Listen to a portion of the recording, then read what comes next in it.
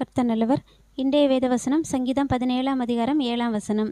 உம்மை நம்புகிறவர்களை அவர்களுக்கு விரோதமாய் எழும்புகிறவர்களினின்று உமது வலது கரத்தினால் தப்புவித்து ரட்சிக்கிறவரே, உம்முடைய அதிசயமான கிருபையை விளங்க பண்ணும்.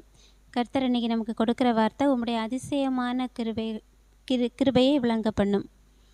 நீங்கள் அந்த வசனத்தை தெளிவாக படித்தாலே தெரியும். உம்மை நம்புகிறவர்களை அவர்களுக்கு விரோதமாய் எழும்புகிறவர்களினின்று உமது வலது கரத்தினால் தப்புவித்து. நமக்கு விரோதமாக எழும்பக்கூடியவங்க, அது நம்ம நல்லது செய்திருந்தாலும் சரி, நம்ம ஏதோ ஒரு சில தவறுகள் கூட செஞ்சுருக்கலாம். ஆனாலும் யாருக்கும் விரோதமாக எழும்பி அவர்களுக்கு எதிராக சதி செய்கிறதுக்கோ, துரோகம் பண்ணுறதுக்கோ, கொடுமை செய்கிறதுக்கோ யாருக்கும் எந்த அதிகாரமும் கிடையாது. நம்மளுடைய வேலை, யாருக்கிட்ட நம்ம ஒரு தவறுதலை பார்த்தா கூட அதை கர்த்தருடைய சமூகத்தில் வச்சுட்டு நம்ம அதை விட்டு விடுறது தான் உண்மையான ஆவிக்குரியவங்களோட ஒரு தன்மை.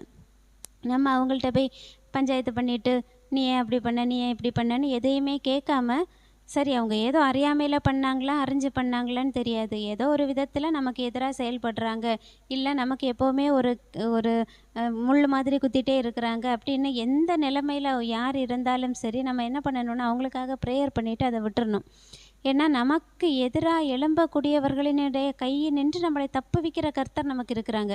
நம்ம அதை தான் யோசிக்கணும். எவ்வளவு பெரிய பிரச்சனையாக இருக்கட்டும், நமக்கு விரோதமாக என்ன வேணால் எழும்பி வரட்டு. வசனம் சொல்லுது, உம்மை நம்புகிறவர்களை அவர்களுக்கு விரோதமாக எழும்புகிறவர்களின் நின்று உமது வலது கரம் தப்புவித்து ரட்சிக்கிறவரே. அவருடைய வலது கரத்தினால நம்ம தப்பி வைக்கிறாரு. அதனால் நமக்கு எதிராக யார் எழும்பினாலும் சரி, யாருக்கும் பயப்படாமல் நாம் நம்புறது, நான் கர்த்தரை நம்புகிறேன், அவர் எனக்கு சகாயார், அவர் எனக்கு கூட இருப்பார்னு அவரை நம்பி இதுவரைக்கும் நம்ம மனசில் இருந்த அழுக்குகள் எல்லாவற்றையும் நம்ம வெளியேற்றிட்டு ஒரு சந்தோஷமான மனநிலையில் இருப்போம்.